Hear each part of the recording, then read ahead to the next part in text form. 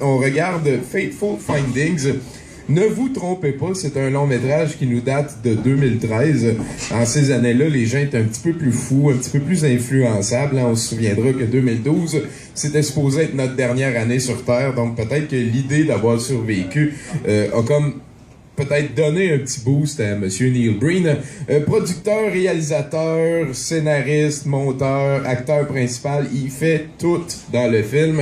Et c'en est... ça l'aide le film à le rendre comme il est, mettons. T'sais. On est vraiment autour du -9 et si vous faites partie de la Ligue de protection des ordinateurs portables, vous allez être insulté plusieurs fois ce soir. Il se passe plusieurs événements malheureux avec des portables et ça, je veux vraiment le mentionner. Pour les grands fans de Rogers Normandin, le scénario de Fateful Findings ressemble vraiment beaucoup à la 4e dimension de Roger Normandin. Le gars, il gagne une espèce de pouvoir spécial en se faisant mal au début. Là, après ça, il va décider d'aller faire régner la justice en toute légalité à sa manière à lui. C'est quelque chose d'assez prenant.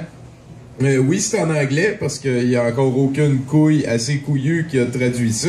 Un jour, peut-être, on va l'avoir en français. Mais ce qui est sûr, c'est que 1h40 de film et la séquence finale, mesdames, messieurs, la séquence finale de ce film-là, c'est une des plus belles études cinématographiques dans le sens que c'est vraiment comme quelqu'un qui ne lésine pas sur aucun des moyens pour se lancer toutes les fleurs qu'il peut.